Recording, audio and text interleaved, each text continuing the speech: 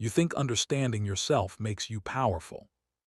You believe that seeing your own patterns, numbing your wounds, mapping your triggers, dissecting every interaction down to its psychological bones, puts you above the average person stumbling blindly through life. You are wrong. And what makes this so dangerous is that you are wrong in the most sophisticated way possible. Your self-awareness hasn't freed you. It has built the most elegant cage ever constructed, one with no visible bars, no lock you can pick, because you keep choosing to walk back inside. What I'm about to show you isn't a self-help lesson. It's a reckoning. There is a precise threshold, a psychological line most people never even approach, where reflection curdles into paralysis, where intelligence stops serving you and starts consuming you. You crossed that line a long time ago. And today, we cut the wire. Phase 1. The surveillance state of the self. Most people live on autopilot. They react. They wound people without realizing it. They make the same mistake in 8 consecutive relationships and never once ask why.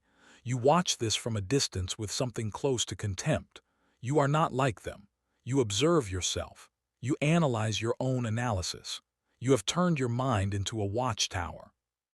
Here's what no one tells you about watchtowers. The person inside one is just as imprisoned as the person below.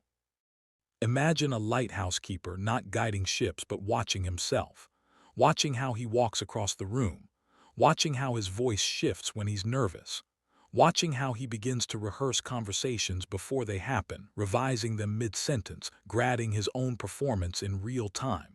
He is never on the shore. He is never in the water. He is always above it, behind glass, narrating.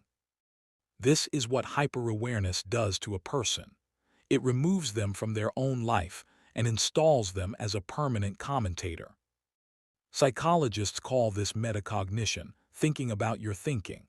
In moderate doses, it is a genuine advantage. It allows you to course-correct, to grow, to recognize blind spots. But past a certain threshold, something sinister happens. The monitoring system stops serving the person and starts replacing the person. You no longer speak. You perform a calculated version of speaking. You no longer feel. You observe yourself feeling, then immediately begin processing whether that feeling is appropriate, what it says about your attachment style, what you should do with it therapeutically. Think about what happens when you become suddenly aware of your own breathing. It's automatic. It has happened millions of times without your input. But the second you notice it, the rhythm breaks. You have to manually inflate your lungs. It becomes effortful, mechanical, slightly wrong. You have done this to your entire inner life. You have made the automatic manual, and you are exhausted, not from your circumstances, but from the sheer cognitive weight of managing yourself at all times. People assume you are reserved, mysterious, quiet. They don't understand that you're running a parallel process at every moment, a brutal internal audit that never suspends, never rests, never lets you simply exist without cataloging the experience. You didn't choose this, you were trained into it. Phase 2, the wound that learned to watch. Here is the part that is going to sting. You have probably told yourself, or been told, that your emotional sensitivity is a gift, that your ability to read a room, to detect a shift in someone's tone, to feel the unspoken tension before anyone else acknowledges it, is a form of emotional brilliance. I need you to hear this clearly. It is not a gift, it is armor. At some point in your early life, the emotional climate around you was unstable. Maybe it was unpredictable anger. Maybe it was an adult whose mood could turn without warning, and the consequences of missing that shift were real: withdrawal, rage, humiliation, abandonment. Your brain, being the extraordinary survival machine that it is, adapted. It turned up the sensitivity dial to maximum.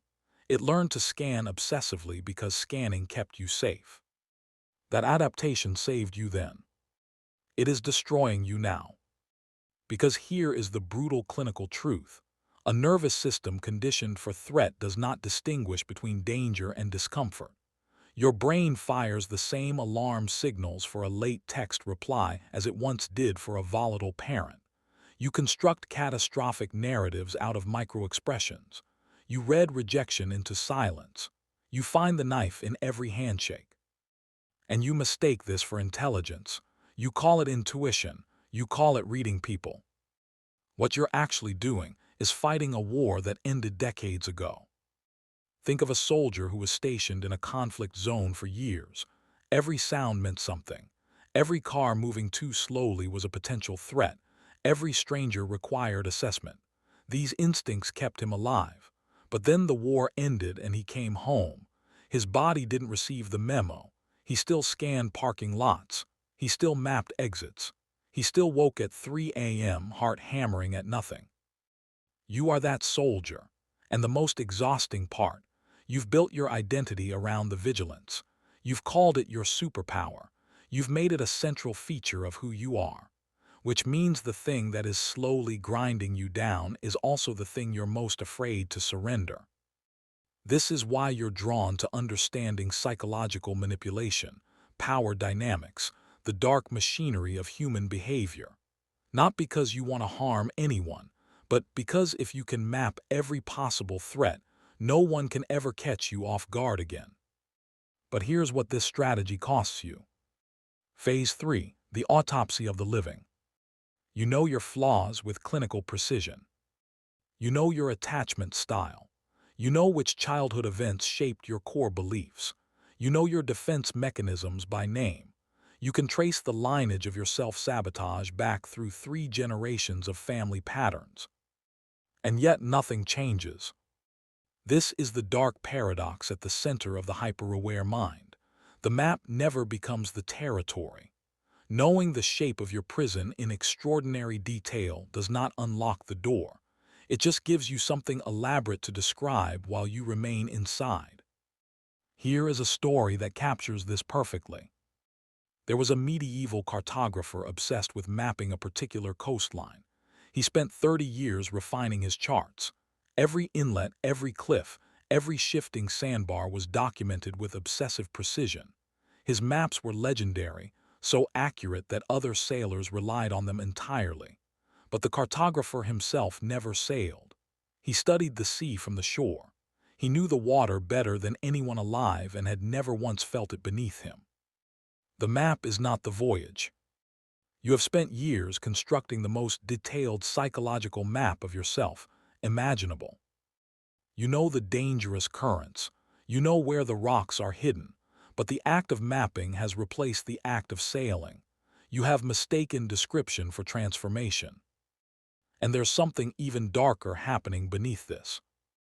When you label your pain with clinical vocabulary, when you say I'm dissociating instead of I'm terrified, or I'm experiencing an avoidant collapse instead of I'm heartbroken, you are not processing the emotion. You are taxidermying it. You are killing it, draining it, and mounting it on the wall of your intellect where it looks exactly like the real thing but has no pulse, no heat, no life. True feeling is a loss of control, and the part of you that has been surveilling itself since childhood cannot permit loss of control. So it intercepts the raw experience before it reaches your nervous system, wraps it in language, and hands it back to you as an intellectual object. You think you're doing the work. You're performing the aesthetic of doing the work. There is a difference, and some part of you already knows it.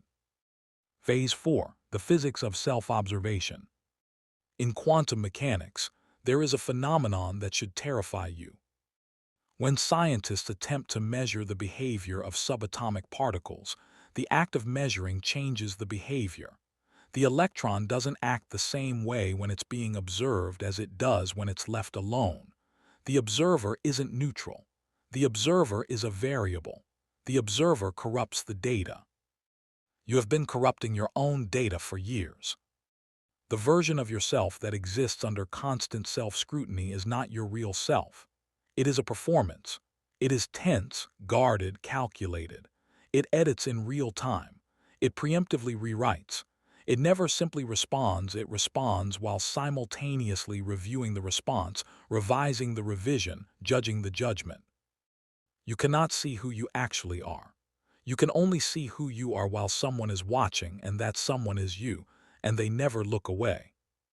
This is the trap's final, elegant cruelty. The very tool you're using to understand yourself makes authentic self-knowledge impossible. The more carefully you look, the less clearly you see. Phase 5. Death by exhaustion. There is a point of collapse that is not dramatic. It doesn't announce itself. It doesn't arrive as a breakdown in the traditional sense. It comes as a slow, total depletion. Because here's what 100 eyes open at all times actually costs. Everything. Every calorie of cognitive energy you spend monitoring yourself, analyzing your partner's tone, decoding the subtext of your colleague's phrasing, calculating the unspoken power dynamics in every room, that is energy that does not go toward execution, toward creation, toward forward motion. You are running a machine at maximum capacity with the emergency brake engaged. The engine is burning. The wheels aren't turning. And because you are so thoroughly depleted from the inside, the smallest external friction becomes catastrophic. A tone of voice breaks you. A minor inconvenience collapses your entire week.